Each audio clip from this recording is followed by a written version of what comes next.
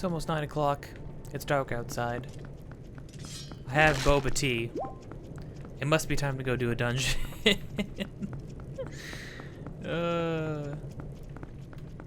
Oh dear. Hey everybody. Last time we made it to Gerudo Desert. A wonderful little place filled with wonderful little sandworms. Mainly just sandworms, to be honest. Not really much else going on here. This time we have made it to the Arbiter's grounds.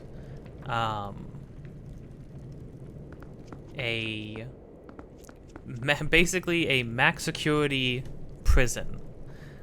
It's funny, it is a dungeon in the game, but what I love about this place is that last time, and I've been mentioning throughout the series, that I think this game has the best context behind its dungeons. I think the context of the dungeons makes the dungeons some of the most interesting ones in the series. They're very well designed dungeons. I actually think they're very enjoyable to play through. But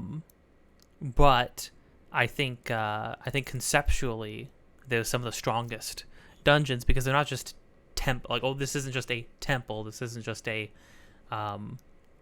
literal dungeon. The idea of what specifically they are and how that plays into the narrative and what that means for lore purposes is very interesting, and this place is no exception. Now, before we head in there is actually one more we picked up a Poe that was right outside here. There's actually one more Poe to get, because I believe, unless... Before we go in there, we should have 37. Oh. Huh, okay. Strange. We actually have to head right back out where we were going. I think, I think there's particular times where it's cooler when it's day or night in these games. Oh yeah, he's lived right there. Like in Wind Waker, for instance, going into the forbidden forest at in the daytime, it doesn't feel right. Or getting to that island during the day doesn't feel right. The vibe feels better at night. This is a dungeon where day or night, I think it works great. Because at night, you already kind of feel the vibe. You've been skulking around the Bulblin. What are they called? Oh yeah, I actually saw the name. Bulblin. So they're not moblins. They're not bokoblins. They're bulblins. Going through the Bulblin base. It is, you're skulking around, you're sneaking around, sniping people. You have one fight in the dark, suddenly with King Bulblin, and you barely get out as the fire erupts behind you. And then you approach this place in the pitch black, and there's nothing but darkness inside. However, if you get here during the day, though, when you enter this place during the day, I think that's equally cool, specifically because of the, it's in a desert environment. I think that when you're dealing with areas that are have such sheer bright light pouring down on them, and you look inside of a building and you see the light can only creep so far, and you see nothing but darkness beyond it. I think that's really cool. Being inside a really dark building when it's bright light outside, it's why a movie like Texas Chainsaw Massacre, the whole movie basically takes place during the day, right? It's bright and sunny outside, but you're in this dark, cramped, dimly lit inside, and you can just see sheer bright light pouring in through windows and cracks in the walls, right? So what makes that scary? And what makes I Am Legend kind of frightening when having to enter these nothing but pitch black, dark skyscraper interiors that you have to traverse with nothing but the light that you can see through windows pouring outside. It's cool. It's interesting. I think it's neat. I think it's a really cool sort of atmosphere to set, and so I think this is one of the few times where day or night, I think it's good either way. But yeah, I think the concept behind this place is particularly amazing because this is not a temple. This is not a dungeon. This is a prison. It's the same reason why I think the Shadow Temple is great. And thematically, conceptually, it is very much like the Shadow Temple. Both the Shadow Temple and the Arbiter's Grounds are both prisons for the worst people in Hyrule history, sent here and locked up by the royal, as decreed by the Hyrule royal family. And what it points out is another instance of Hyrule's, as in the words of Ocarina of Time, Hyrule's bloodstained past. In order to maintain the sort of peace and prosperity, the Hyrule royal family, from one generation to another, alongside their Sheikah attendants, Sheikah who have not been mentioned in this game at all. The only thing we can see are the sort of dilapidated, decrepit Sheikah slates, what are left of the Sheikah slates, or Sheikah stones, rather.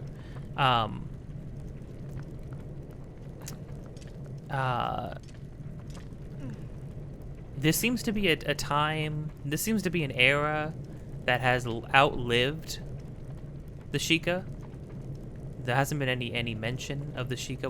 We did not see any Sheikah aiding Zelda. Only less than ideal Galumphry kind of guards that do not seem to sort of match the same spirit that somebody like Impa had in Ocarina of Time, being the attendant and the right hand of Zelda.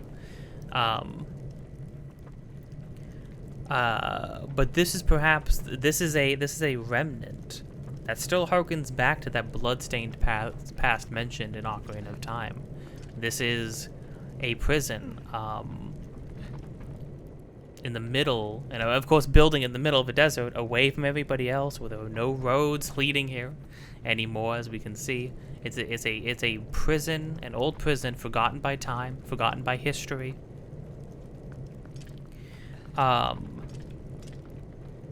It is in the same way of the Shadow Temple, it's become a breeding ground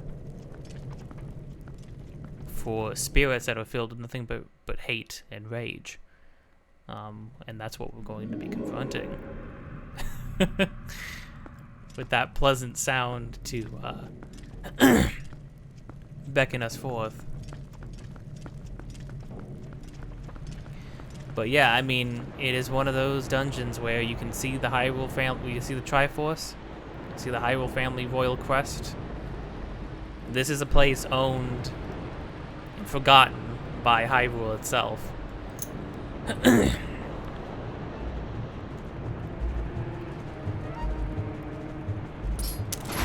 Freaking worms.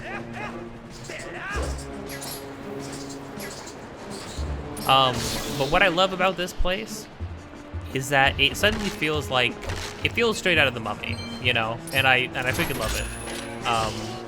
There's quicksand, there's a hole, and I'm dead. Well, that's great.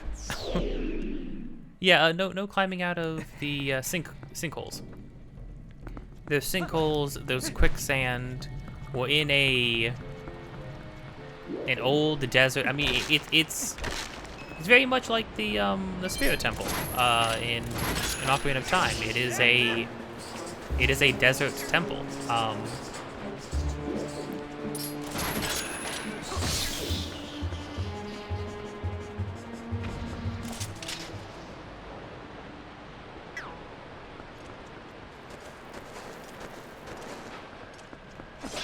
It is not an inviting place by any means. You can see these weird things occasionally etched into the stone pillows. Maybe by inmates? I don't know.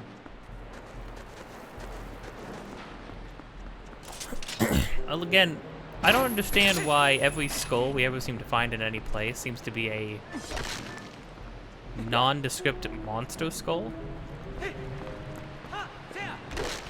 I don't know who these belong to or why.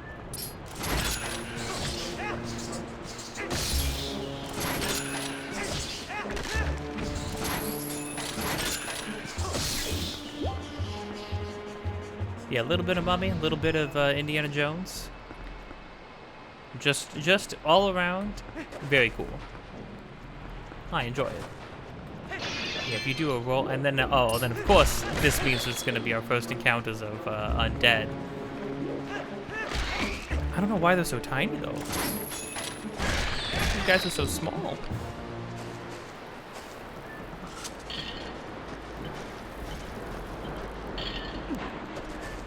I remember. Supposed to pull it towards us. Gonna be getting a lot of use out of the hook shot, that's for sure. I think another cool thing about this place, much like Wind Waker, is that the interiors of the locations for the dungeons feel like extremely distinct from one another. Like it really does feel like you're always going to a brand new place every time. Oh, I honestly assumed map.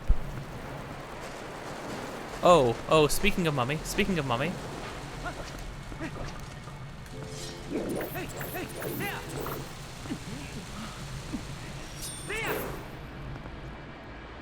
Awful. Awful. Yes, the freaking scarabs from the Mummy are in this dungeon too. It is awful. It is unnerving. I don't like the way they freaking...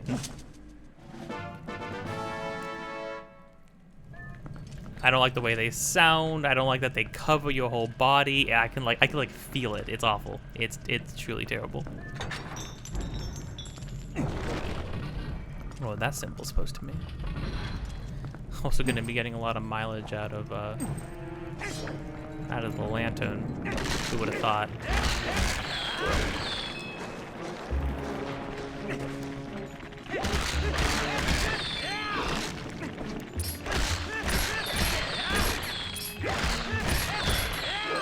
But yeah, and much like the Shadow Temple, this is the horror dungeon of the game. I mean, a lot of this game has its horror roots, much like Majora's Mask. The whole vibe and atmosphere of the game is pretty. It's clearly meant to give you strike a nerve, strike a little bit of fear, a little bit of a oppressive atmosphere throughout the game. But this dungeon in particular is clearly cranking that up just ever so slightly higher. Now, one moment. Let me see. So I have in my mind how many collectibles are in this dungeon.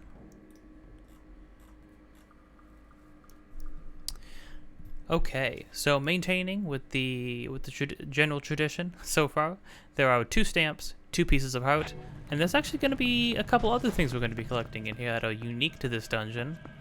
Definitely fit the vibe of it, but we'll get to that when we get there.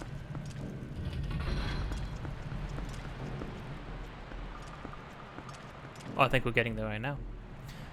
This moment's going to look a little familiar. That's literally the end.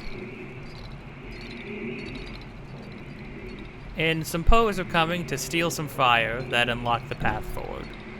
So it's also pulling a little bit from Forest Temple. In another location that actually suits it very well. Forest Temple is a haunted mansion in the woods. This is a cursed prison ground, so there being undead and ghosts and poltergeists makes all too much sense.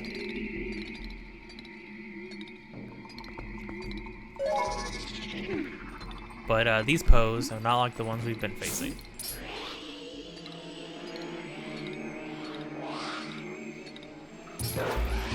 Truly awful. Just... yeah, when they light up, that's when you want to attack. Otherwise, they're transparent. Still 2 rounds of attacks, though. However, they actually do give you Poe souls. They count towards the total. Ugh. I would say these guys are the real evolution of the traditional Poes that we fought in Ocarina of Time in Majora's Mask. And they're yeah, they're pretty awful. I would say they are a good spiritual successor. They really modernized them. Forget the scent of Ilia, learn a new smell. Yep, for this, yeah. And yeah, so another thing too, this is the first dungeon that we are going into. This is the first dungeon that we're getting into that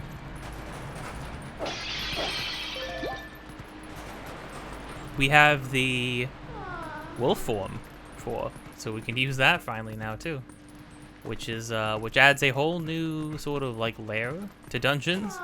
Is the potential to be able to turn into a wolf if need be.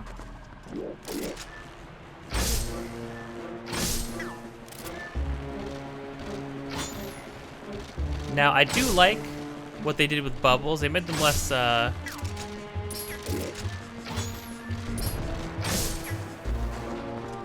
they made them less goofy, less magic based, and just made them skulls with glowing eyes and bat wings,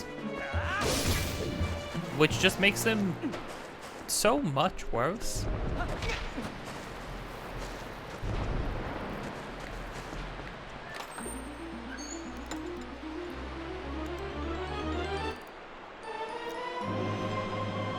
Thank you kindly. Okay, we have the map. I mean, basically we're going to be getting every chest in the dungeon. That just sort of goes without saying. Oh, the phone. Oh no, we're not gonna be able to cross that.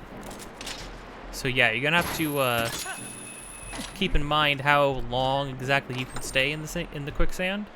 It's not very long at all. That's what your heart piece. Jeez. Oh, I see. I was like, that platform's not coming back, is it? Okay, and now it's kind of just take your pick. Well, hold on.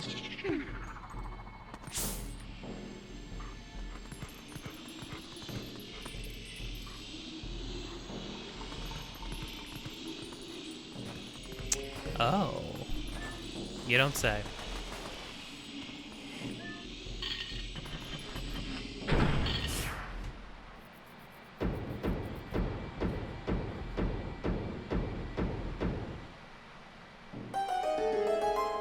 I do love that they incorporated the wolf form into this.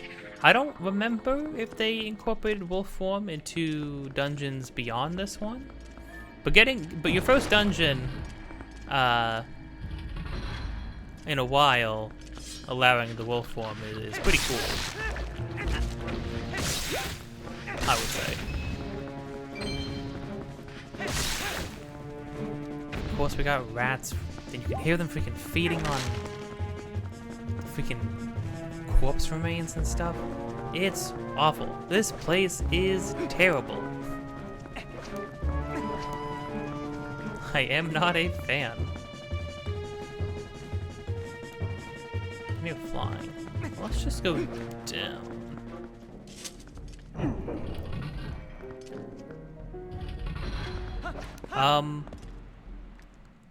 Yeah, I mean, you know, I think one thing that I kind of respect about this series is that even though it tells classic tales of like good and evil with like really no, even this game really doesn't have much gray area. I suppose you could say Midna is a sort of gray character of sorts, but I mean really you could only really say that if you're accounting that her ancestors were like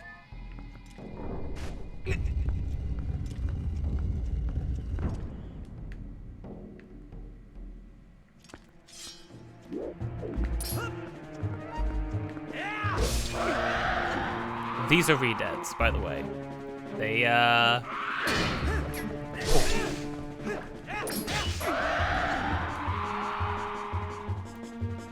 They have weapons now. They're packing now.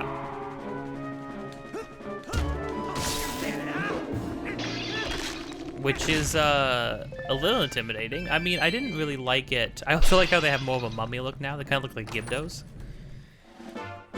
I respect, you know, I do respect them. Can we go anymore? Nah. But we opened up the path to the top floor.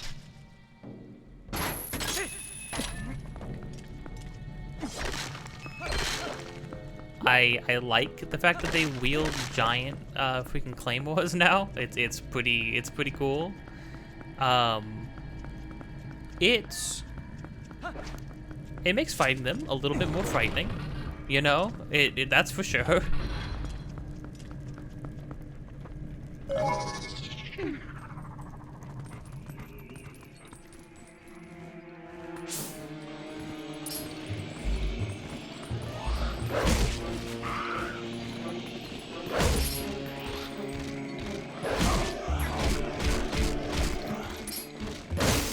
I caught this before. I think I always forgot to look up and fly up to the top room while the walls were still turned.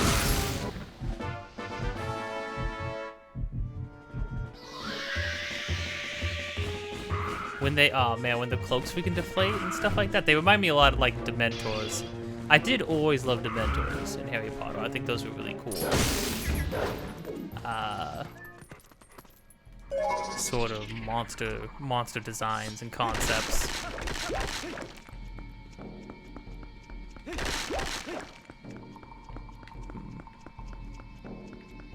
There's nowhere else to go from here. I do like how the lantern's hanging up there and you gotta use the sense and then it reveals that he's just standing in front of the hook. Which is kind of silly, you know? I don't really take the those kinds of ghosts for tricksters, but you know, who am I to make judgments like that? Okay, now we go back through. But yeah, no, I think what I respect about these games is that they're not afraid to make the morality of Hyrule and its history kind of ambiguous. It's not as cut and dry about as the sort of good versus bad narratives that they draw up. They're very clear. They're often extremely clear that it's like, yeah, the royal family and the people of Hyrule have often do, and the Sheikah too, often do terrible things in order to maintain this visage of a golden age that they've established for Hyrule and its people. Even, you know, Ocarina of Time even mentioned that, you know, there was a great war between all the people of Hyrule, and the Hylians won it. And said, okay, from now on we will all stand as a united front. And of course, you know, centuries and centuries pass on, and whatever, criminy, whatever ill will anybody might be harboring about that, probably slowly sinks away. The same way, you know, it kind of does in real life. You know, the things that, I mean, of course, not to say people forget that those things happen, just sort of that, you know, when it comes to things that America's done, for the most part, everybody just kind of decides, well, not decides, just sort of has accepted that as being the reality that we all live in, you know? Whether that's right or whether that's fair, I mean, that's not to, I mean, well, not to say that that's right or fair or just, obviously.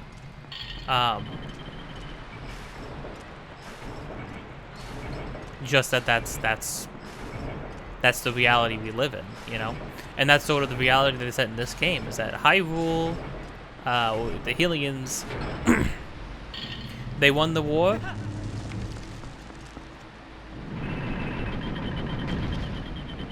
I wanted to see if there's another way out and around or anything. If there was a reason to fall down the middle. Doesn't seem to be.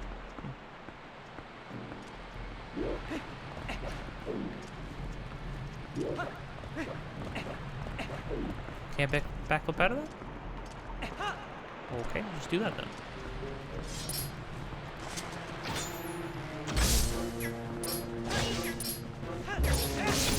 Hey, these guys are pretty durable. Oh no. He hopped away.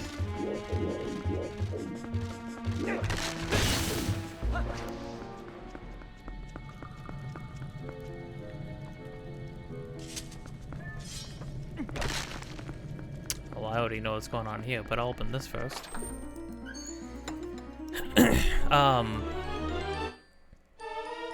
Oh, nice. Okay, that's actually great. But yeah, but like, you know, areas like this show that in order to maintain the peace that the Hylians sort of forced upon everybody else, you know, to sort of to maintain this uniform peace across all of Hyrule.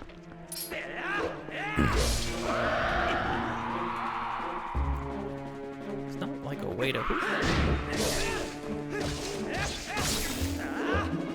Yeah, you gotta get to them. You gotta use every trick in your book to sort of cut them down. And with that, we're full up on money, cause of course we are.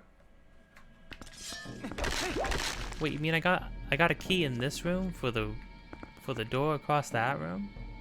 You know, actually, one thing I will appreciate is that in this game in particular, very large rooms that connect to other smaller rooms without transitionary doors. Because obviously, in all the games we've played to up till now, Wind Waker not as much, but even then, it still showed up in Wind Waker a lot.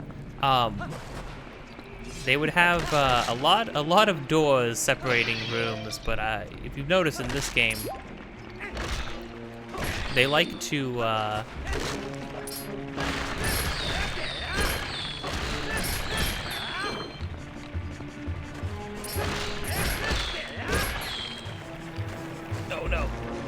Oh, the undead. Who are the tiny guys? What did these guys look like before? They're just tiny skeleton men.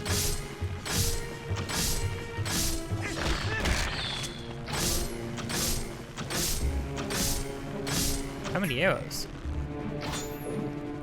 That was like 15, almost 20 arrows.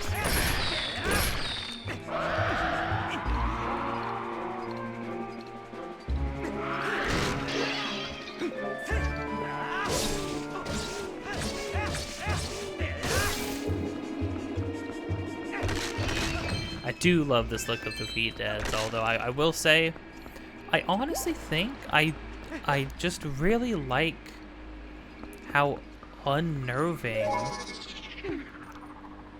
the ones in Ocarina of Time look. Part of that might be just like, you know, like old 3D art just has a sort of cursed look about it.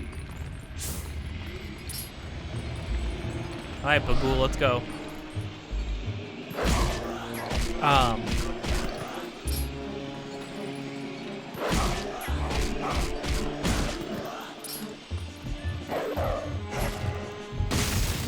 Does just have like a cursed look about it, but this like the sort of like skin tight, like aged, like sort of decaying skin tight skin, and then like in the official art you can see that their faces are like these like unnatural wooden faces with just the black holes for eyes. I really like that. And then probably followed up by Wind Waker's designs. Wind Waker's designs are very cool because they feel very otherworldly. In Wind Waker, they don't feel like they were maybe like dead people, like people that we see walking around and stuff. They feel like they're they were like different beings. They're just like different beings entirely, you know, which makes it especially frightening. Oh man, the atmosphere though. I mean, yeah, I think this game definitely nails atmosphere and overall concept. You really feel the vibe of like where you are. Whether you're in some forgotten temple deep in the woods, whether you're in a mine shaft, whether you're at the bottom of a lake bed. I mean, even the lake being the weakest as conceptually, even the lake bed, it feels like you're going through underwater caverns deep underground, and that's really cool. Oh, you know what though? I totally forgot to hold on. Is this just a key?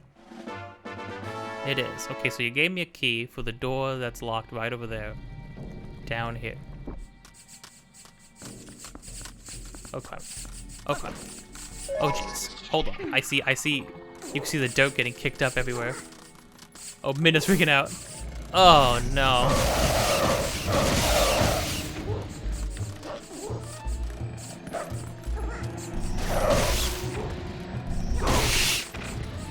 Awful.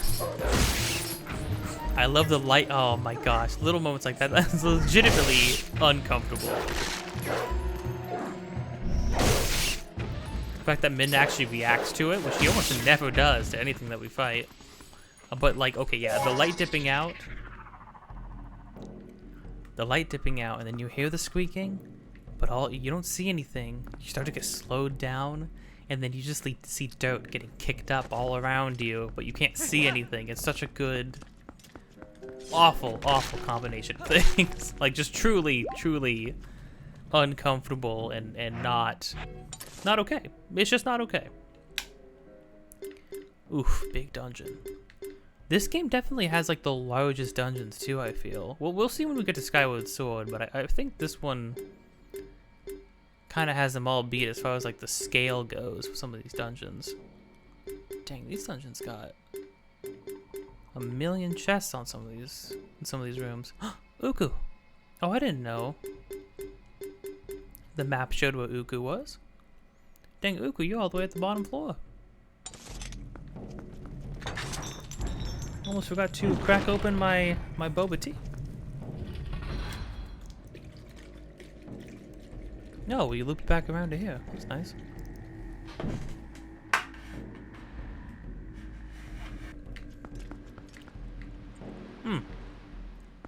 Oh, this is particularly good. You know what, though? I think this is good because I made it sweeter than I had been. Either that or they just weren't making it very well. No, this is actually really good. I got my rose tea like I normally do. I put lychee in it, though, instead of boba. For some reason in my mind, I always think that you just have to get boba, and then I don't get to choose which one I have on which day because I always order two. But when you get boba, you can't save one that has boba in it because day two it'll get like chunky. It'll just like be chunky and chewy, and that's not enjoyable at all. But this with the extra sweetness and the lychee in it, it's very good.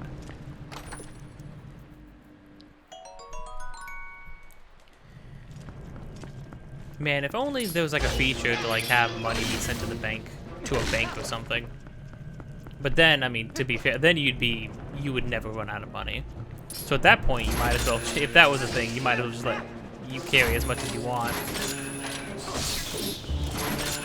I don't think there's a bigger wallet in this game. I don't think there's like a 5,000 rupee wallet in this game. I could be wrong. I feel like if there is, by the time you get it, you like don't need it anymore. That sounds pretty likely. Chest over there, can't get it.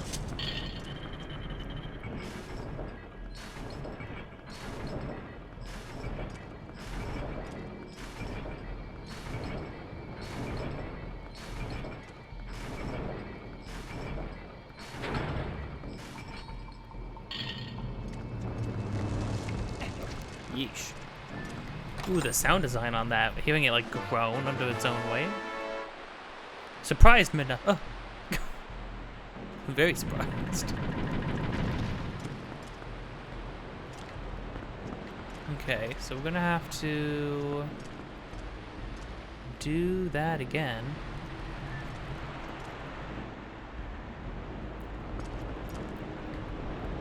Unless there's something else that I'm not seeing. Oh. There was something else I'm not seeing. I was just about to jump in the hole and get pushed back to the beginning of the room, but you know. I'm very much a path of least resistance kind of guy. Like, oh, you want me to freaking kill myself? I can do that for you. What was I saying before? Oh yeah, no, I mean like, but like, it's areas like this that just like boldly state like, oh.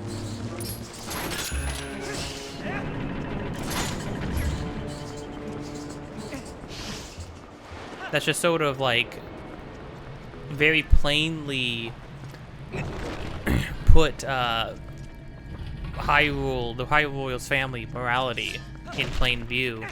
And I mean, I don't know. You could argue, gee, I wonder if that guy's about to get up. Oh.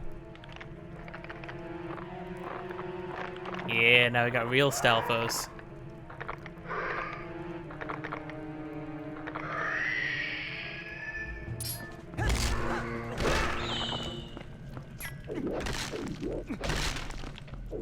Oh, you know what?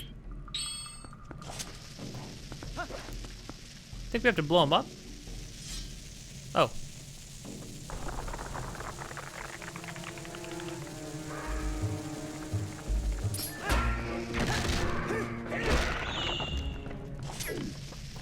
I think hitting him in the head is like a weak point. Yeah, there we go. Yeah, so Stalfos a little different this time. I kind of like it. You have to get rid of the bodies afterwards, else they just keep reanimating. Which, you know, when you imagine undead, that kind of makes sense, right? 'Cause it's like, well, how you don't, you know, slashing at a skeleton is gonna kill it for good. Like how they gotta give you some bombs in case you have none.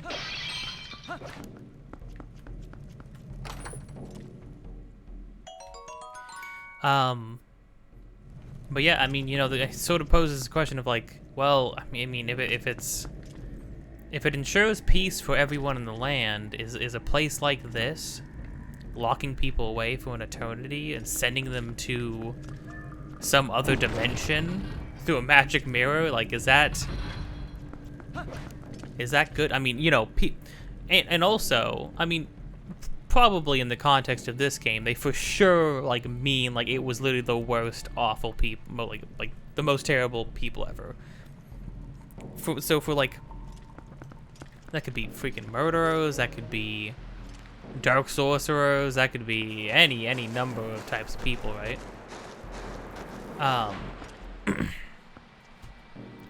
But in reality, it's like it's really just whoever the royal family deems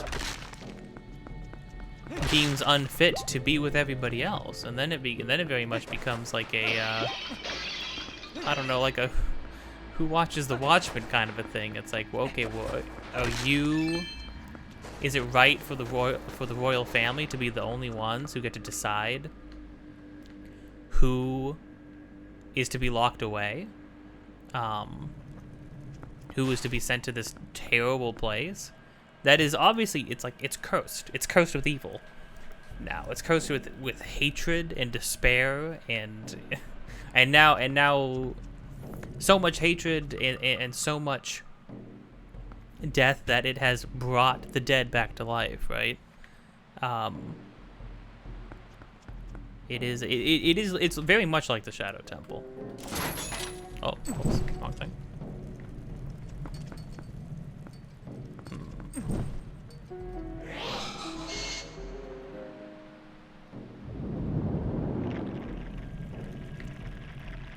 Oh, I take it that was wrong.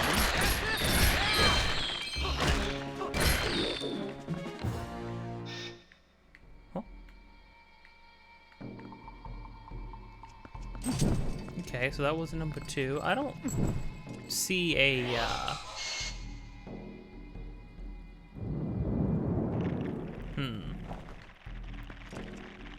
I don't see anything anywhere indicating the right first one, or I don't know if I need to light up one, or if there's like an order to which ones I have to light up.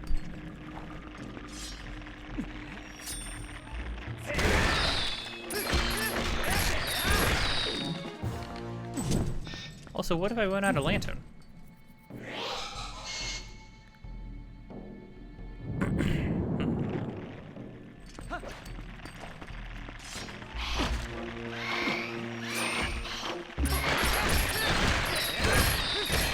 But yeah, I mean, it's sort of the backstories of areas like this. Oh. Oh, it is in order.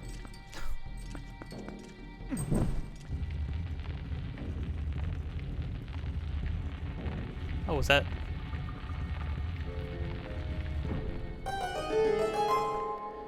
Okay, now, was there something that was supposed to tip me off to that? First off, this looks straight out of the Spirit Temple, which I think is, which makes sense. Although having that in this place, and they're both in Gerudo, in the Gerudo Desert, you know, it makes you wonder if maybe they took some inspirations from the Spirit Temple.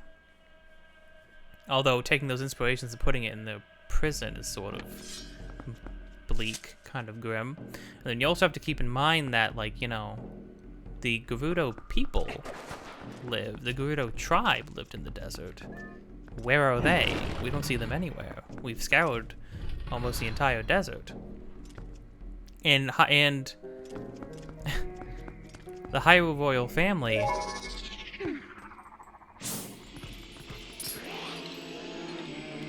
oh, and this is the last one, so of course it's got to be a little little bit more tricky.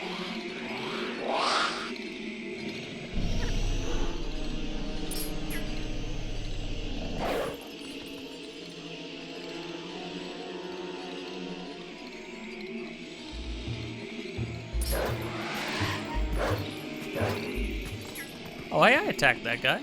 Okay, gotta be a little quicker then.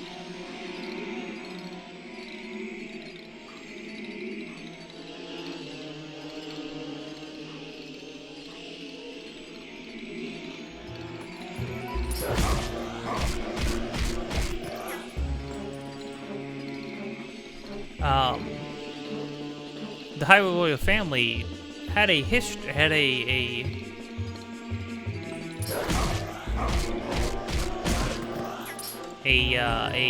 poor history with the Gerudo people, so it makes you wonder if they drove them out of the desert and then built this prison here, or if maybe the Gerudo tribe was the first group of people sent here.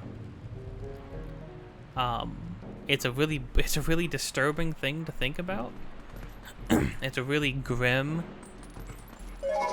It's a really grim theory, but I don't know what else would have happened to the Gerudo people, and I don't think the game ever mentions them.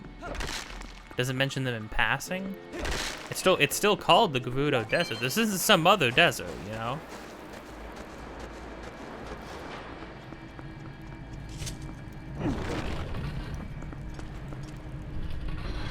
I mean, it's hard to say. I mean, it's hard to say what the Hyrule royal family would do in the name of, wouldn't do in the name of peace, right? They made a place like this. They threw people in here.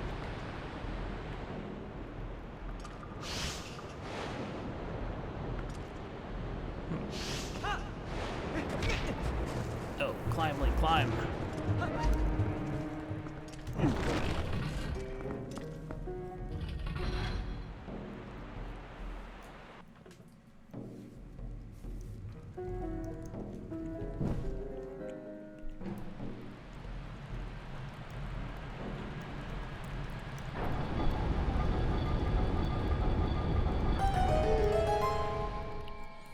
So that's the first part of the dungeon done. Make sure there wasn't anything else to get in these front areas.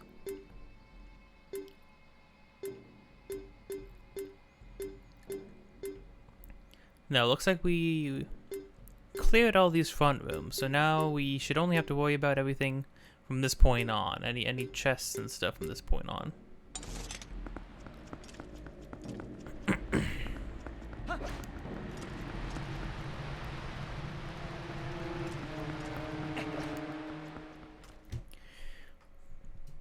Oh, and even following that thought further, you know, I mean, it's like... Huh.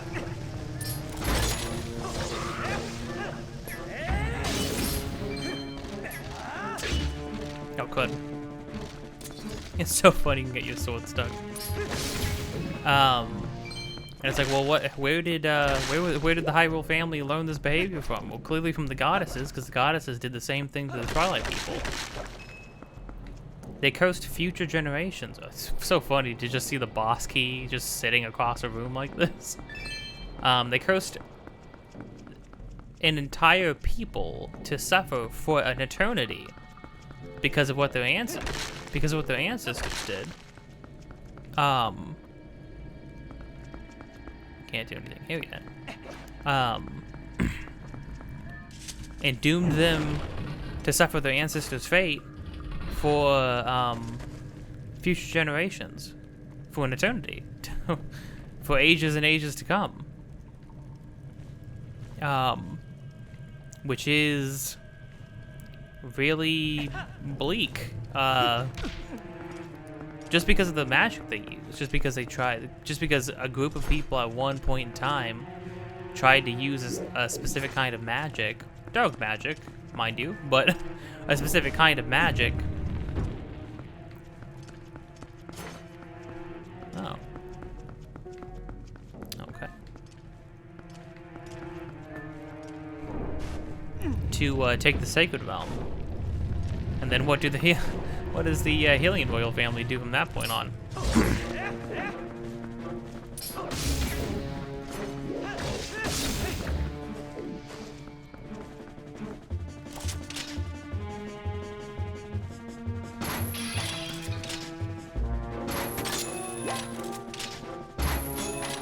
They go on to do basically the same thing. It's like, oh, are you a potential threat to the people of this land? Well, here you go. Here you go. Now, I think the implication is that they only locked the absolute worst people in here, right? But again, that's like according to their own word. Who would really know who all they put in here?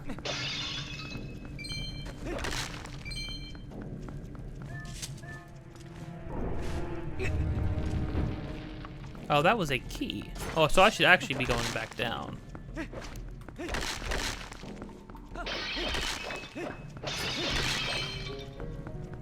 Oh, where was Uku again?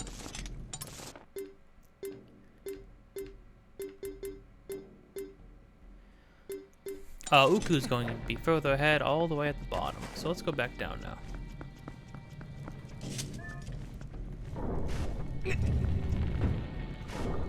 I think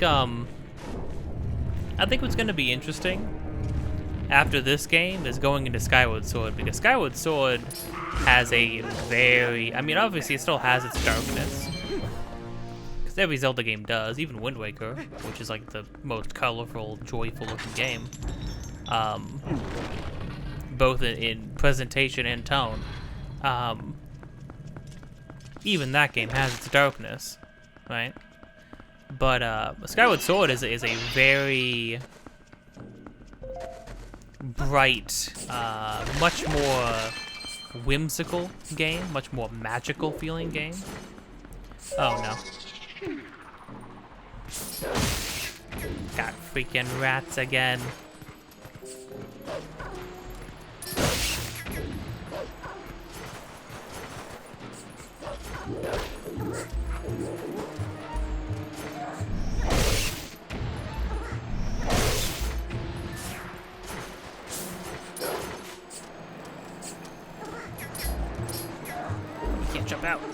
let me down.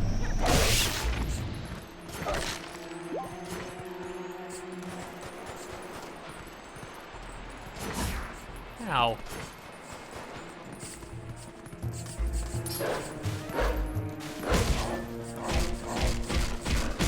Oh, we can chomp these guys?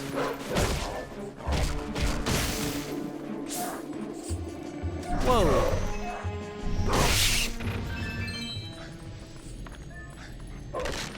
No, ew. Link, get that out of your mouth.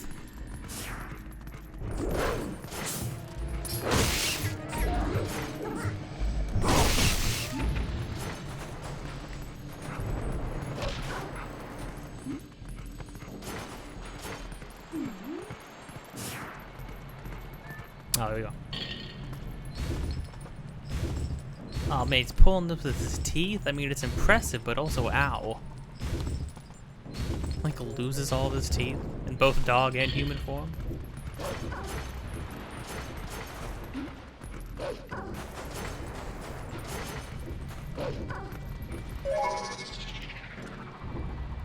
Hallelujah. Whoa. Gosh, I love the traps in this dungeon. Just fits the vibe really well. Oh no. Again, it's the freaking mummy. Do they stay away from me with the lantern?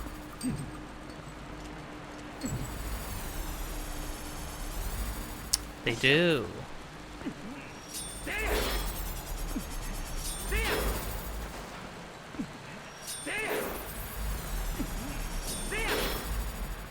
Could use some more, Ow. I'll take it.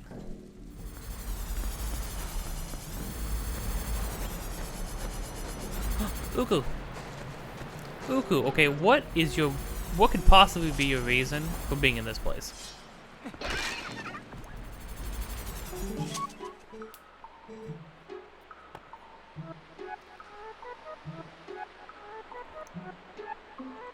Oh, she didn't give us a, she didn't send us a letter saying that she was moving on to another place, did she? Gracious, you're that nice fellow who helped me out the other day. How nice to see you again. It is, honestly, Uku.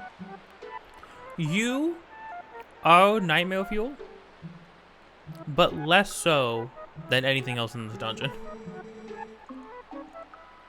Well, now that we found each other again, let's stick together a bit, hmm? I'll be right with you, so if you want to warp out, just let me know.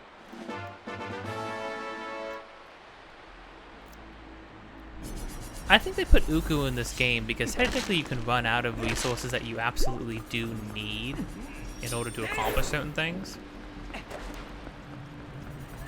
So I suppose Uku is their way of helping you out there a bit. Yeah, everybody on.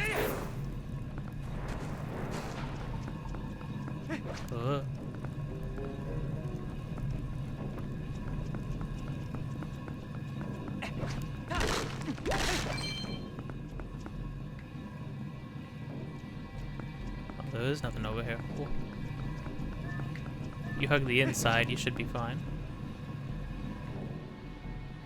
Not that it's actually that difficult.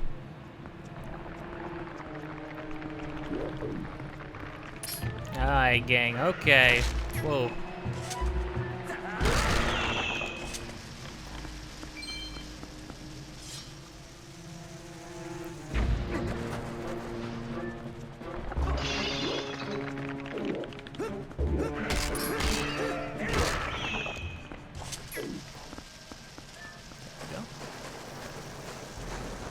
You definitely want to, before you hop on the sand, you definitely want to roll first, because you can roll over like a large portion of it before you start sinking, which is nice.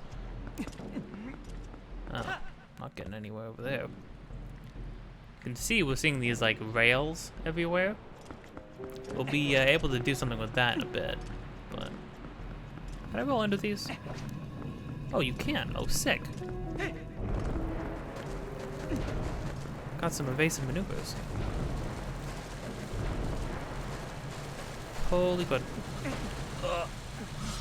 Okay, that was so awful. That was not the way we were supposed to do that. We were supposed to use the hook shot. I just kind of got really lucky.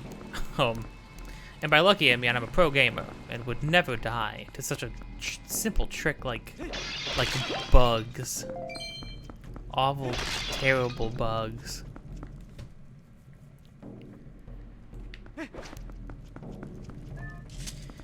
Honestly, I mean we'll see. We'll see. We still have a lot of dungeons to go, and I already have a favorite one in mind. But this is really high. This ranks really high up there for me.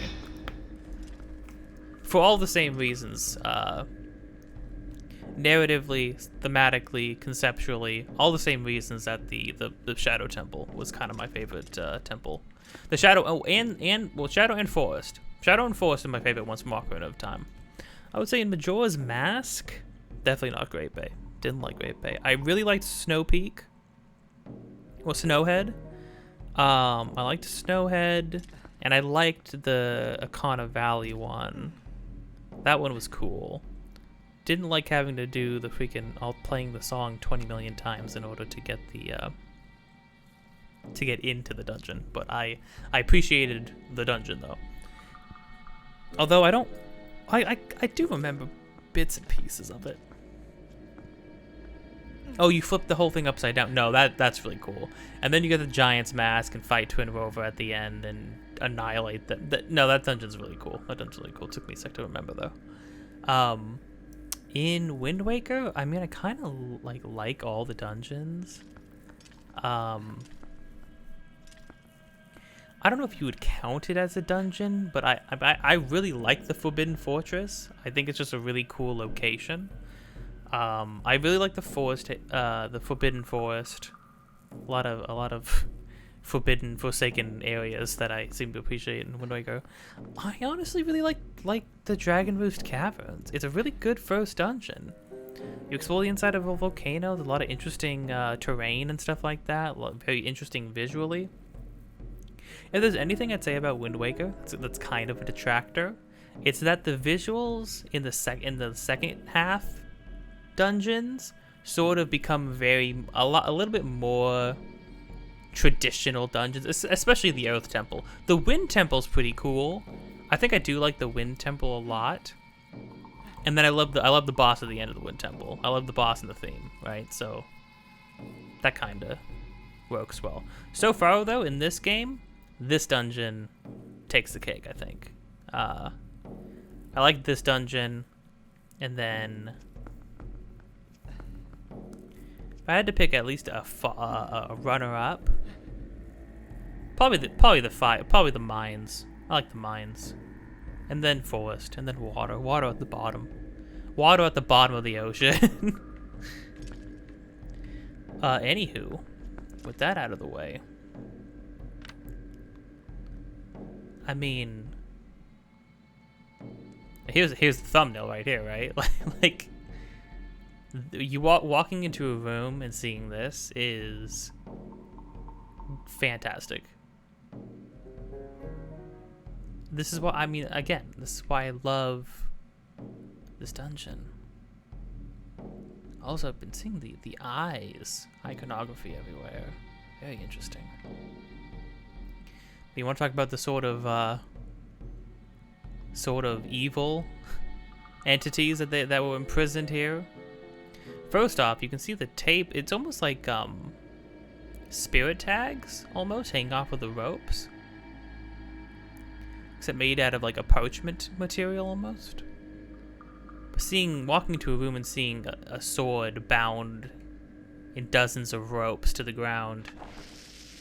Oh crud.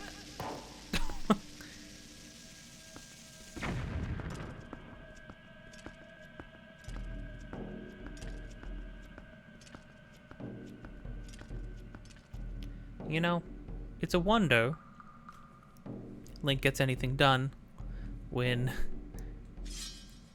all he can do when he walks into a room and see there's no way to progress is the worst option.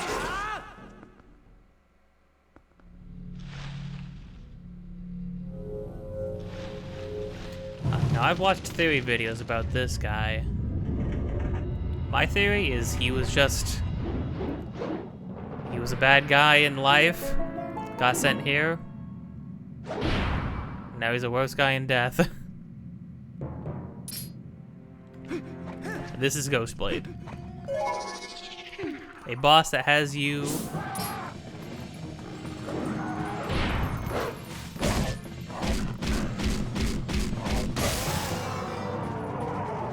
fighting as human and wolf.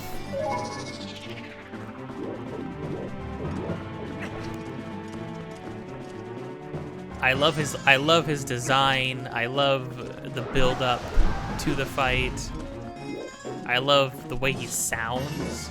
His music pops off. I mean, this is probably the best mini boss so far too, right? I don't even know if it's a contest.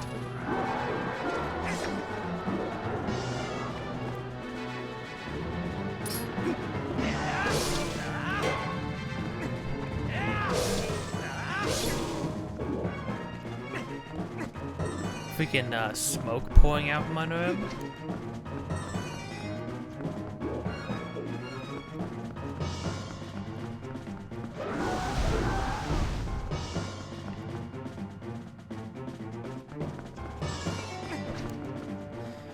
Not to mention his sword too.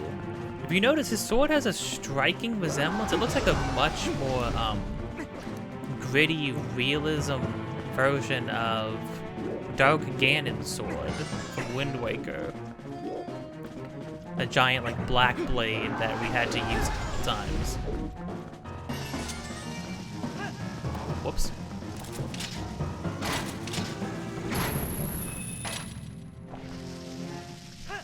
Oh, I like how after a certain amount of time passes, right, the room darkens again and he goes back and becomes invisible once more. I also like how you can actually see the logic in his design. He becomes invisible when he places the cloak back over his face. It's like, almost like it has like a spell bound to it.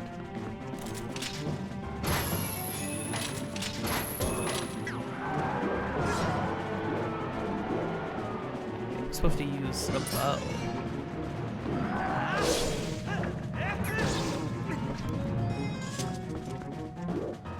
Oh dang, I was trying to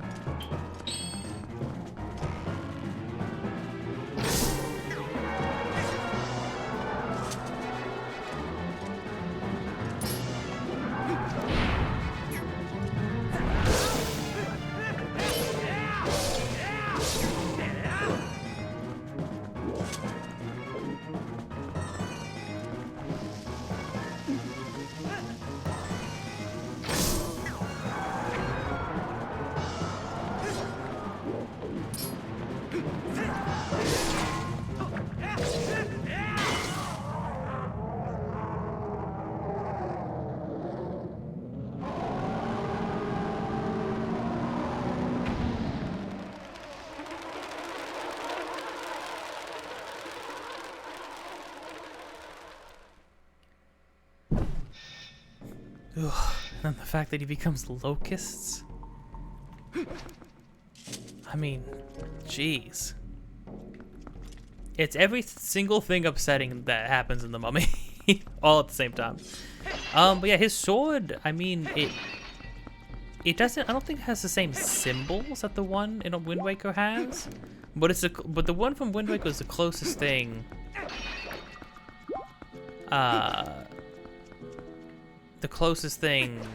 relating to it, really, to my knowledge.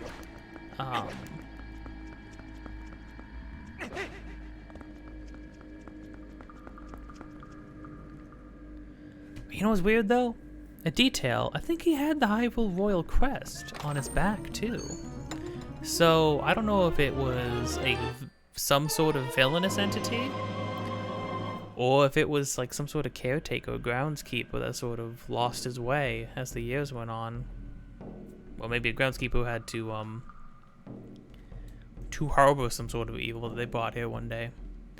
Okay, now time for one of the strangest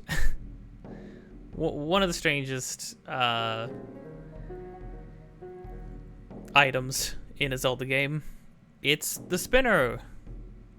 It's a spinner top that you stand on, and it spins. It's an item with a very niche amount of uses throughout the game. Very far and few in between. It's interesting though. I mean, like it's definitely interesting. It's not the most useful item, mind you,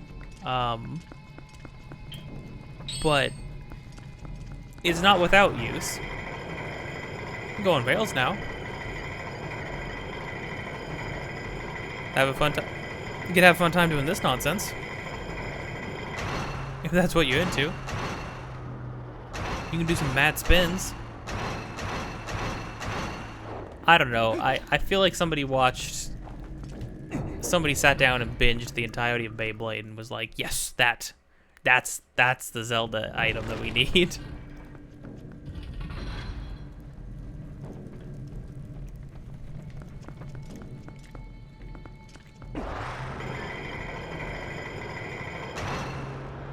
Now we can do this. I mean, it's fun. The only thing is, its primary uses where it's the most fun is in its own dungeon, which I suppose you could argue that kind of goes for most items in Zelda games, but definitely not all of them, right? Like, I mean, like the hookshot, we get uses. The bow, the hookshot, bombs, those are things that we make use for all the time.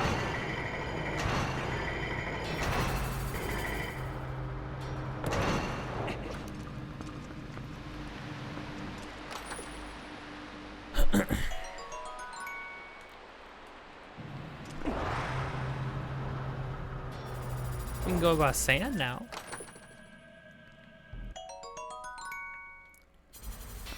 It's a Zelda item, you know, so I would say Zelda items are kind of like the pixels from Super Paper Mario.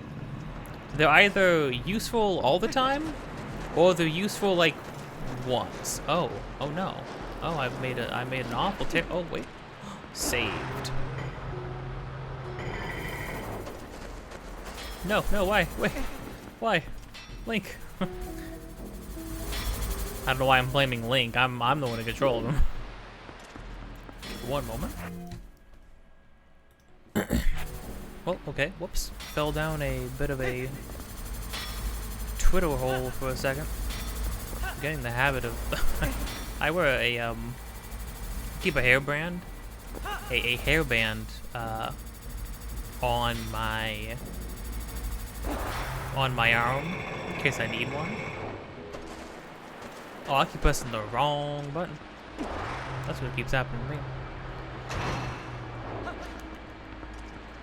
Yeah, I keep a hairband on my arm in case I ever need it throughout the day.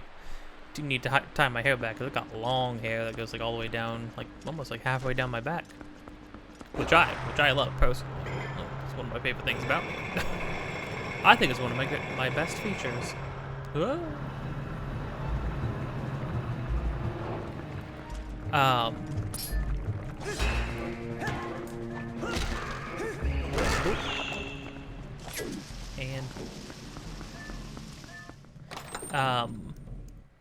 But yeah, in order to try to instill, like, have some, like, contribute, in my brain, I'm trying to establish, like, hey, randomly, mindlessly clicking on videos and letting hours pass by, or mindlessly scrolling down Twitter is bad. That's kind of like, I don't like to make New Year's resolutions, but if that's something that I want to just be better at. So every time I start going down a YouTube or Twitter rabbit hole, I just freaking snap my hairband on my arm. Which, to be fair, I don't know if I have the right idea with that. It's negative reinforcement, right? It's like, hey, bad. Don't do that. Like, you know, like freaking when you spray, not that I think, I'm not saying you should do this necessarily, but like when people spray their cat with like a water bottle to stop them from going certain places and doing certain things.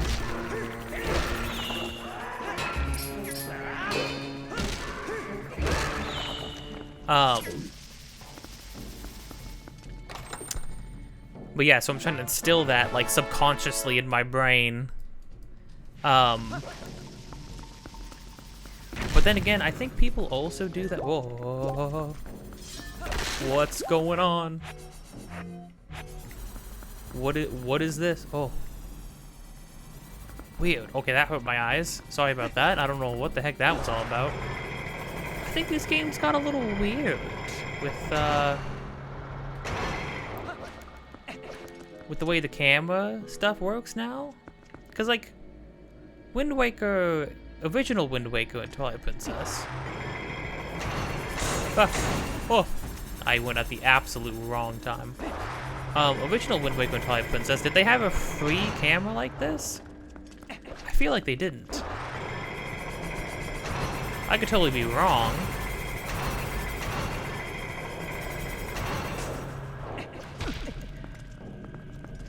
But I'm almost positive they didn't. Oh, hey.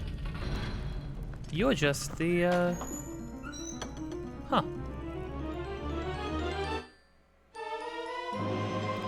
That was just the boss key. We'll hold the phone. Okay, so we got the 2 heart pieces. We got the 4 Poe souls. Oh,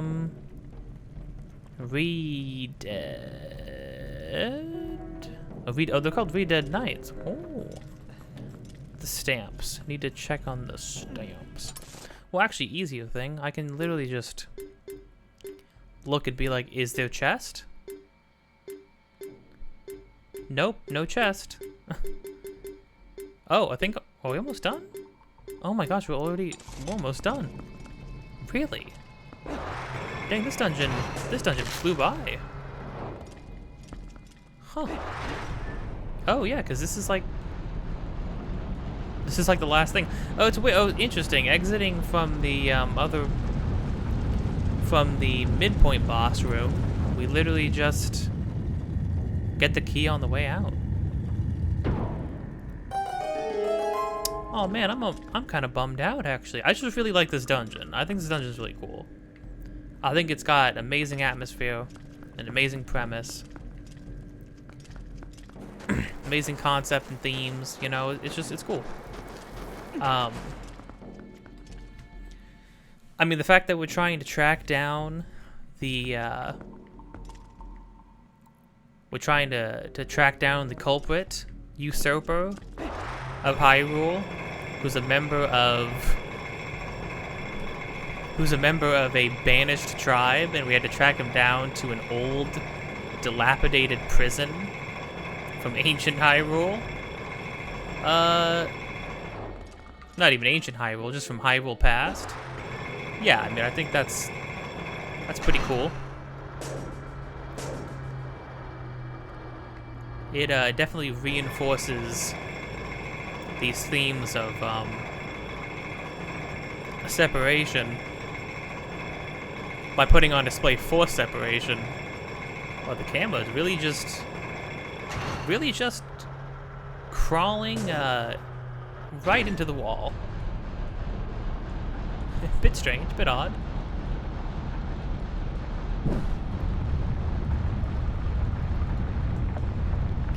Beyblade, Beyblade, let it rip. Let's start an epic battle. Suit up and spin the metal. No stopping right now. I don't actually remember the full. I'm sorry to say, I don't actually remember the full Beyblade song.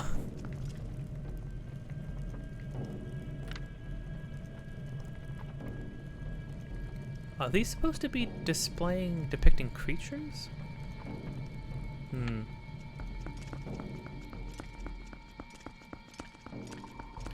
But yeah, I mean, I just think it's genuinely haunting to see the Triforce, the royal Hylian crest, and also the sage medals, all depicted on the walls of a place like this.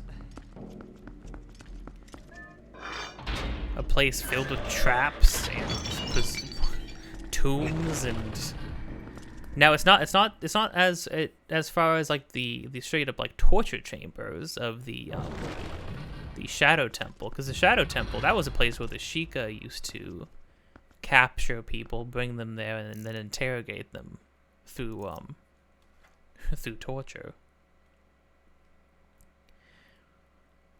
This place, though, this place is just a tomb. It's literally just a burial ground. That's basically what it was for, right?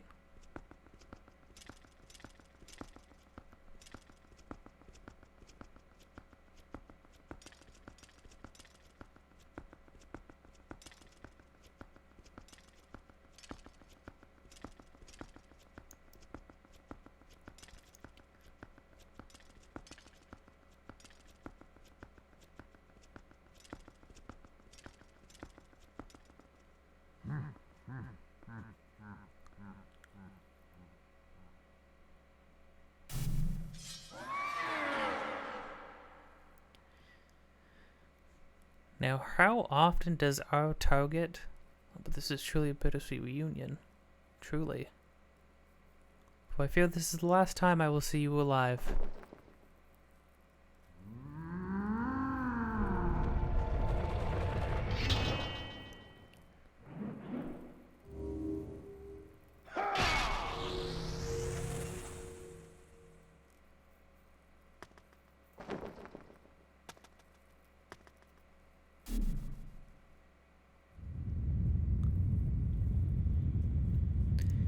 And the question is, what was this thing when it was alive, exactly?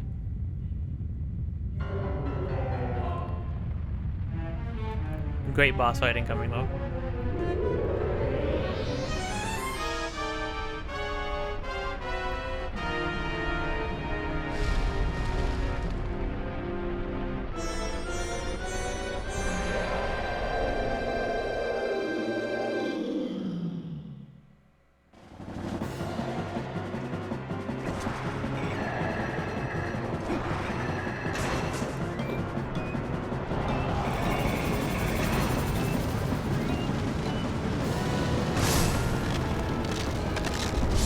The spine. Spine will take most people out. Now, what I love about this is that the dead that are getting raised here, they don't seem like the kind of cursed dead that we've been facing. They seem like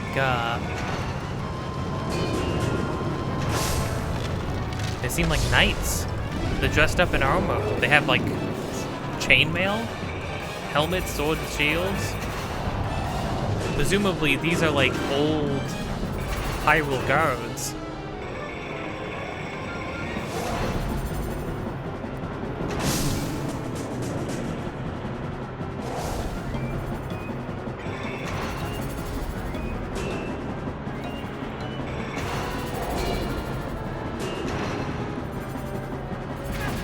Oh, I was doing so well.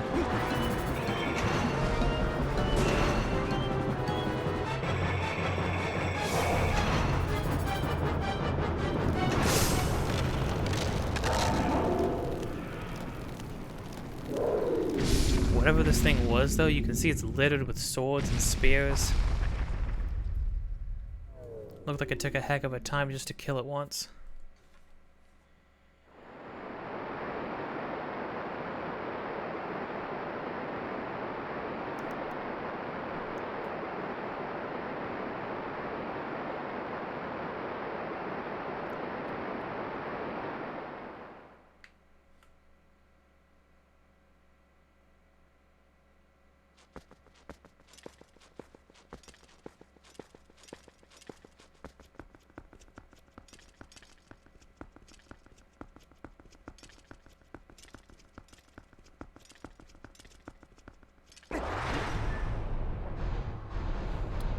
Weird, you know, normally you get victory music when you kill a boss.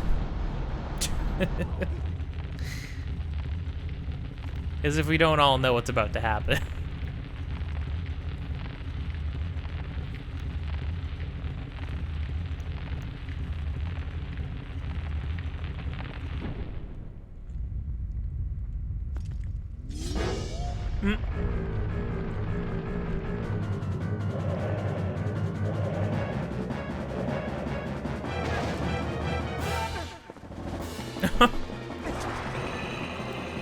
Man, Link has been getting battered in these areas. Got knocked around by King Bulblin. Got dropped off the edge of this thing.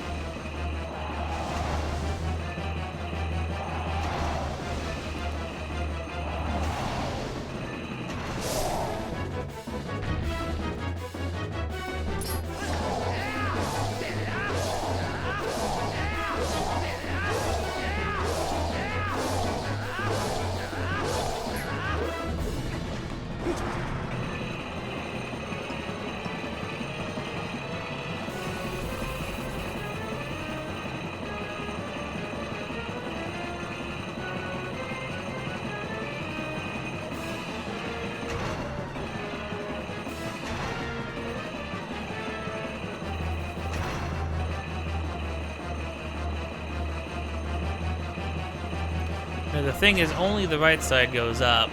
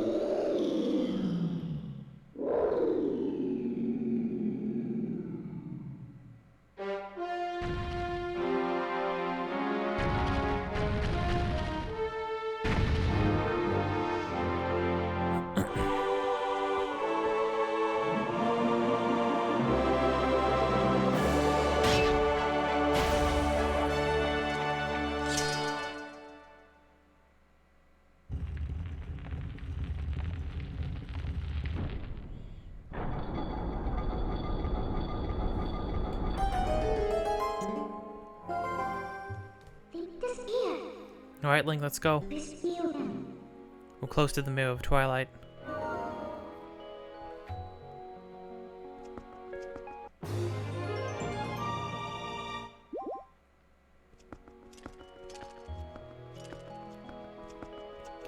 Yeah, this dungeon, I'm sure for obvious reasons you can tell why it's one of my favorites. I mean, I think it's just one of my favorites in the series. I feel like it just does everything right, and it's more than just another temple or a literal dungeon. I mean, it kind of is a literal dungeon, but it clearly you can feel its purpose. You can feel the energy and the sort of the oppressive nature of it, and it all just blends together perfectly. And it gives you a very different kind of adventuring vibe. It feels like you're, you know, like I said, I kept mentioning the mummy, but it really does feel like that sort of mummy / Uncharted style of booby-trapped ancient tombs and whatnot. Just fits it very well.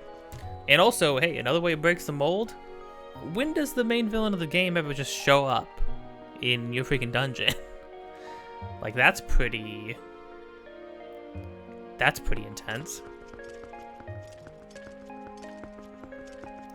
And again, shows another thing. We are still being pursued at every turn.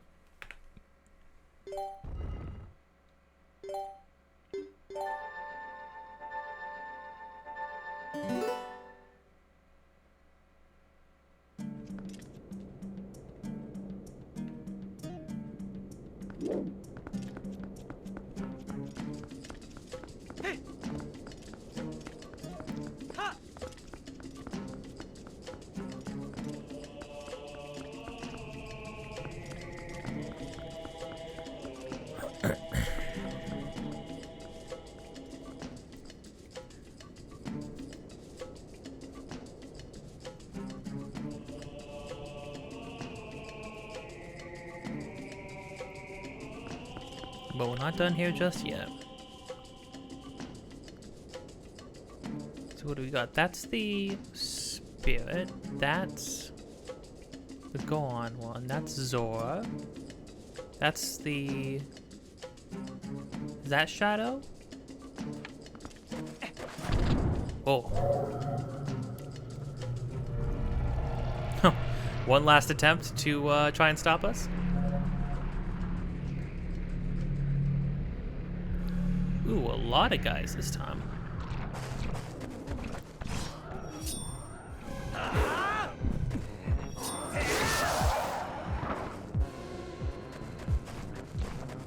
Wait, friend.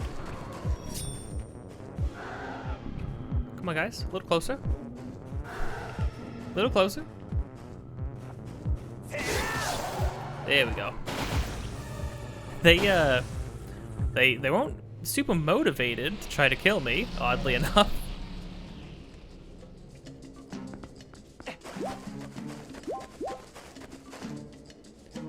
Let's see.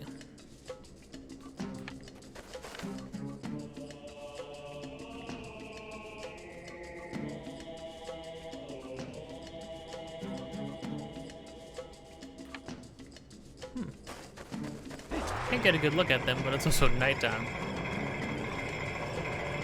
Should just be all the same symbols as the sage medals, presumably.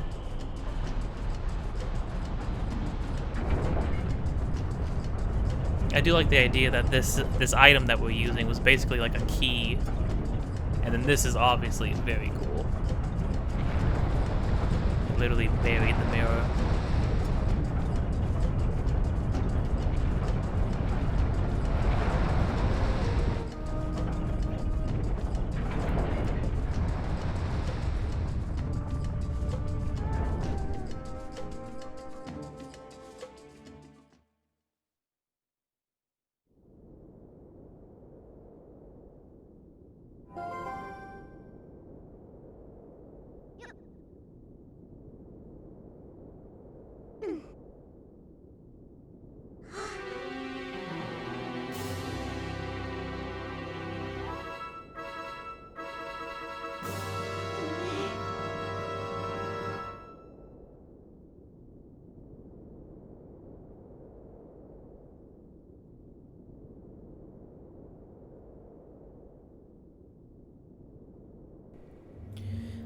But if Zant was here, he already knew about it.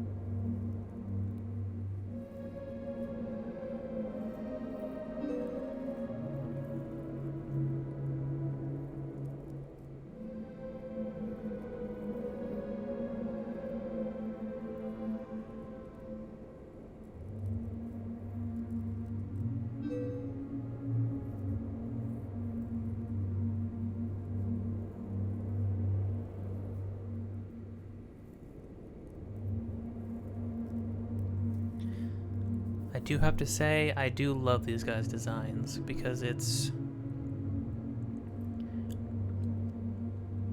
so otherworldly, the way the mask comes off the face and there's just no face underneath. It's like whoever they were is gone. They are sages now.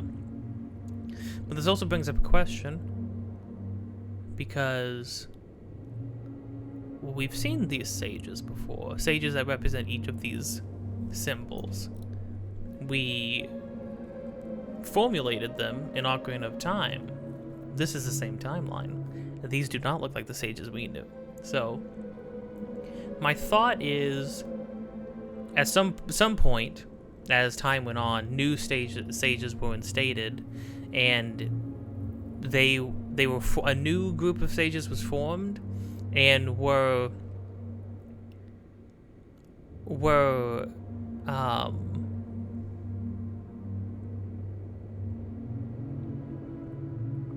and must have gone through some sort of change spiritually, ascension of sorts, to become something greater, much like the light spirits that we've met throughout the game so far.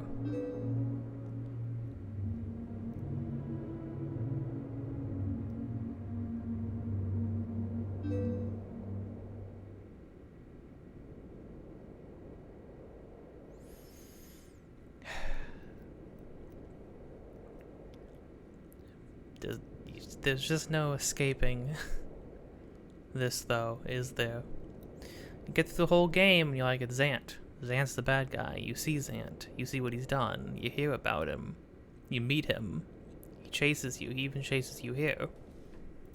He's one step ahead of you, and he's not a dumb guy. He's smart enough to know the first place you'd go to look in order to get to him. But at the end of the day, what does it always come down to? Well, more importantly, who does it always come down to? It's always Ganondorf.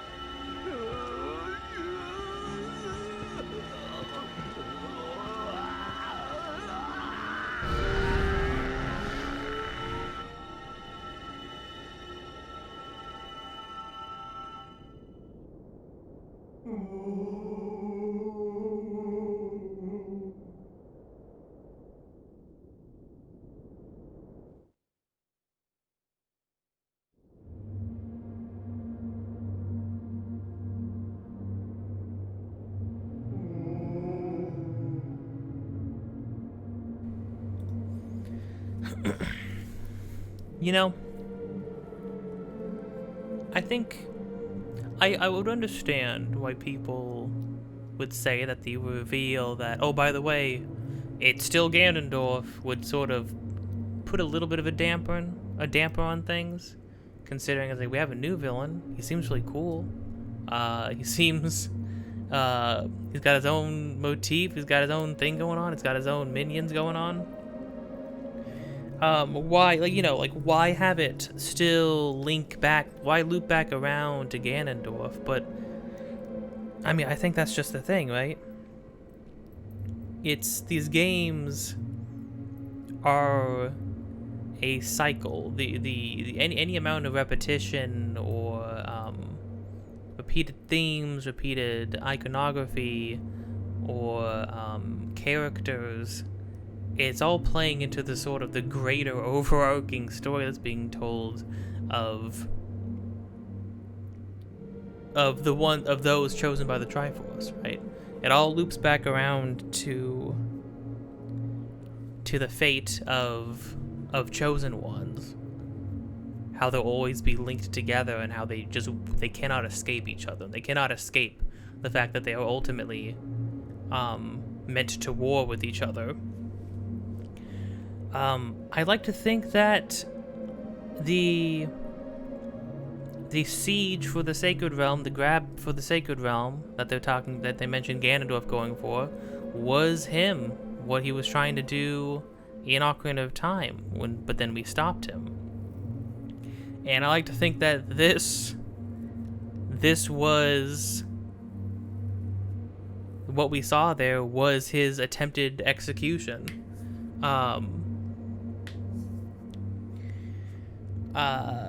Following that event, because they say he was stopped in the child timeline. They say he was stopped.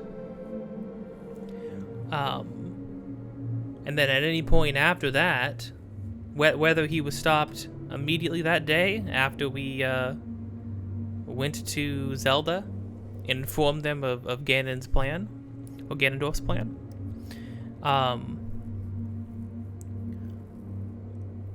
or otherwise. And then I love that. As if by some divine prank, Ganondorf still had the Triforce. As if, because I feel like what it implies is that he didn't get his piece of the Triforce from getting into the Sacred Realm. He already had it, the same way Zelda already had the Triforce of Wisdom, in the same way Link already had the Triforce of Courage. They were chosen from the very start of Ocarina of Time. They were chosen. It was not any grab for power. Nobody forcibly took power. Ganondorf always had it dormant inside of him. The scene though of him being able to, well, the fact that they just straight up tried to execute him. Obviously, that also leads you to piece together what they did with most prisoners, presumably, that they had here. Now, it's probably not literally Ganondorf right after the child of the events that you go through as a child in Ocarina of Time, because certain things don't line up. There being this prison in Gerudo Desert, the sages being what they are now. Presumably, he also looks notably different. He looks older. Ganondorf looked older. He doesn't look as young as he did in Ocarina of Time. So, perhaps after the first failed attempt in Ocarina of Time, sometime after, he tried his hand at it again, maybe more forcibly the second time. But it would make sense if it was right after Ocarina of Time, because he was foiled. They said that he was blind, and his attempt failed. And it would make sense that the thing he was blind to, that he would be blind to, were the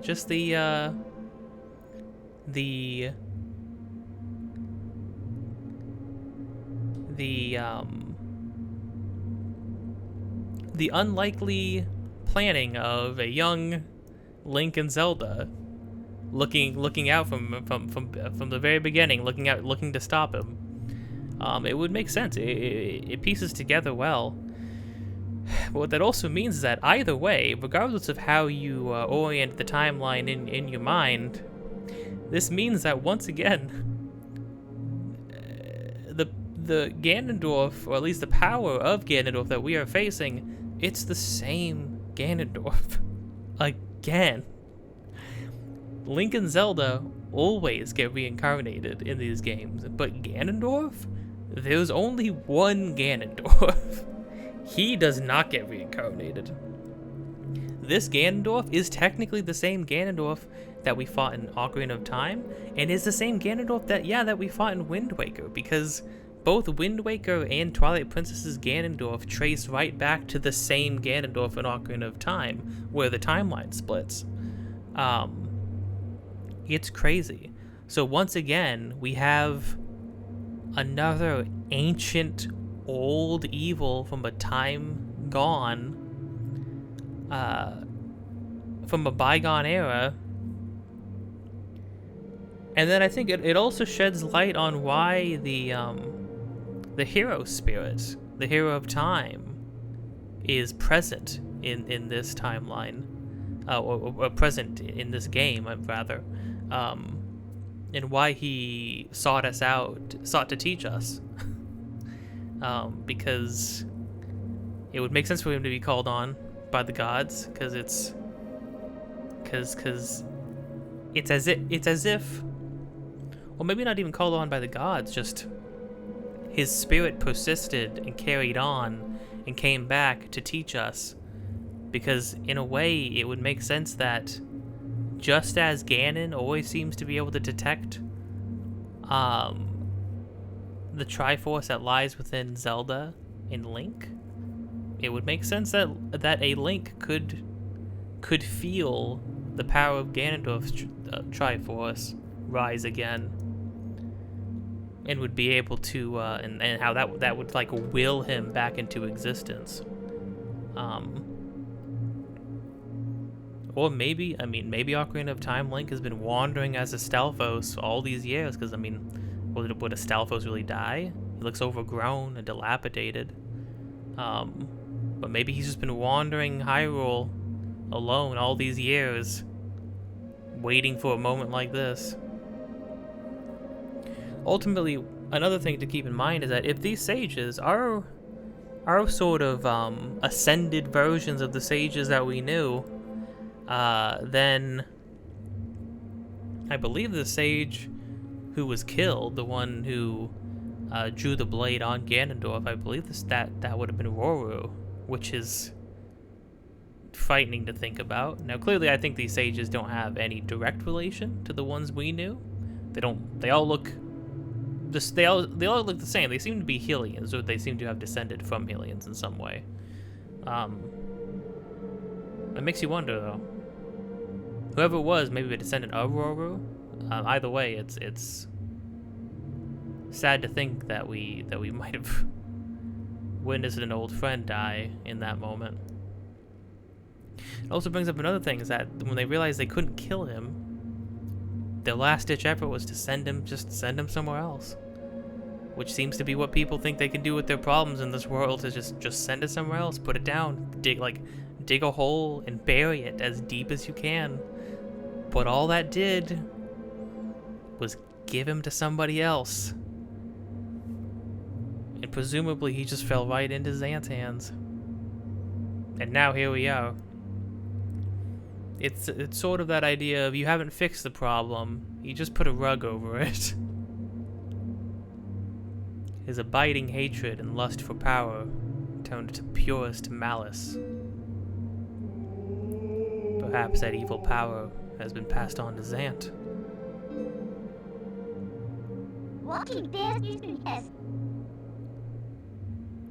You're just now figuring out where Zant got his power? It's far too late.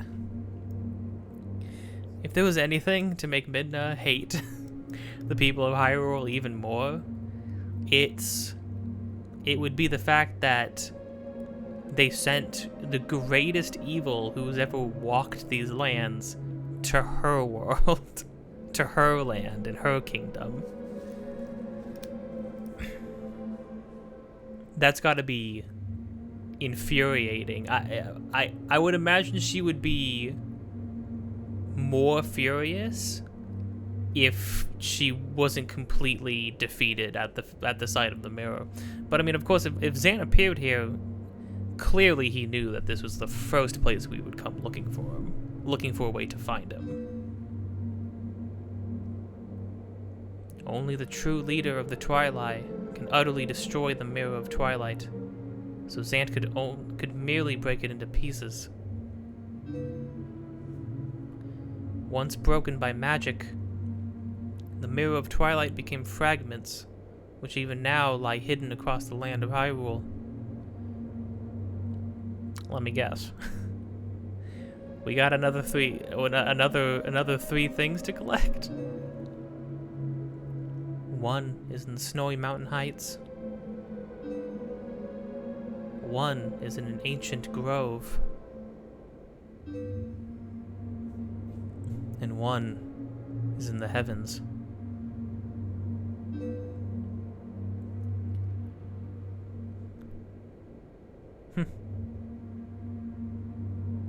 Again, a very it's very different, Midna's disposition towards Link now.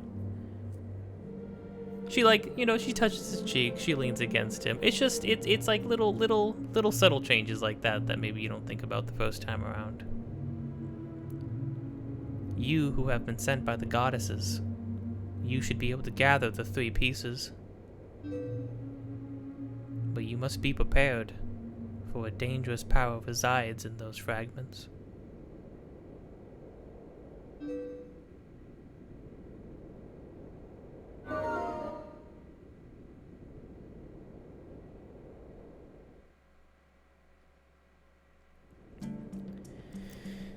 And with that nod,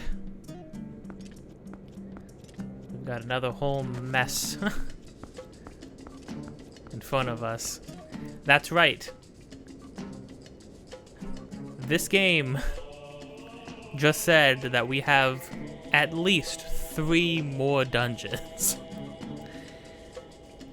We've already done 4.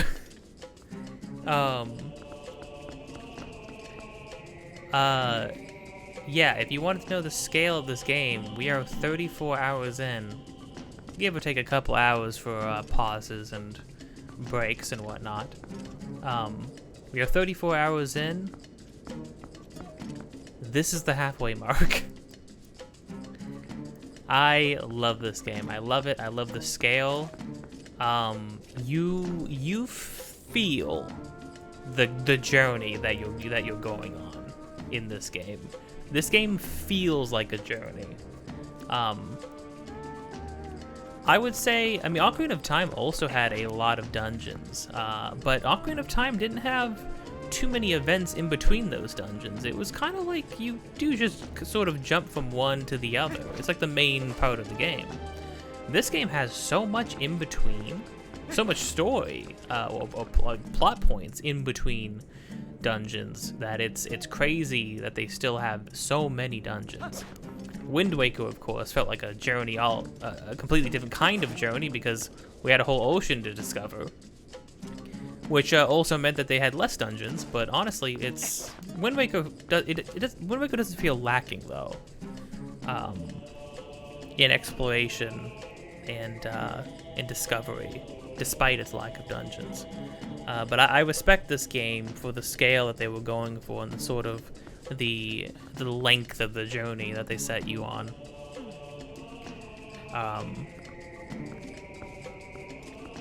But yeah, so with that we have a road in front of us and another 3 pieces to collect,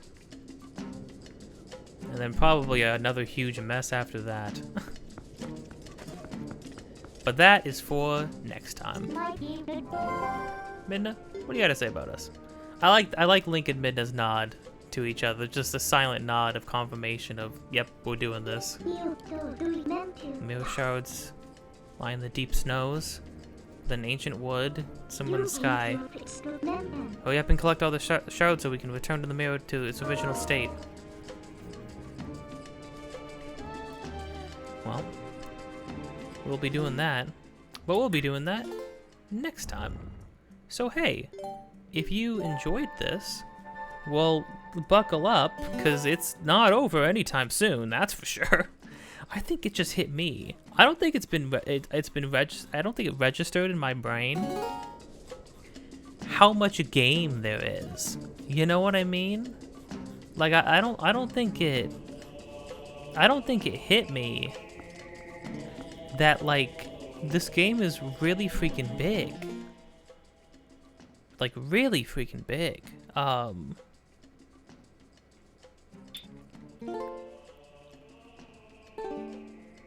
That there's so much left.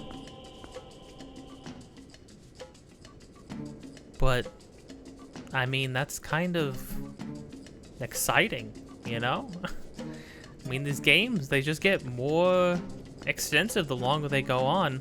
Not you, Skyward Sword. They just get more extensive the longer they go on. And it's, I mean, that's why they're adventure games, right? I think Wind Waker and Twilight Princess are the adventure games, for sure. Majora's Mask is like its own thing. I mean, it's an adventure, don't get me wrong. I mean, Ocarina of Time and Majora's Mask are both adventures as well, but just, I don't know. I think Wind Waker and Twilight Princess are the two that really, they when they hit their stride, they're unmatched in the genre, you know? Well, anyways, I'm just rambling at this point. Hey, if you like this, then yeah, you know, do all the things you do. You can press thumbs up and thumbs down. You can subscribe and hit the notification bell to get notified of more parts in the future, of which, as I've established, there's probably going to be many more. This is probably going to be the longest one next to Breath of the Wild. Breath of the Wild's absolutely going to be longer, because at the very least I'm getting all the shrines in that game. I don't know what I'm going to consider 100% in Breath of the Wild, but we'll tackle that when we get there. Anyways, yeah. I'll see you next time. See ya.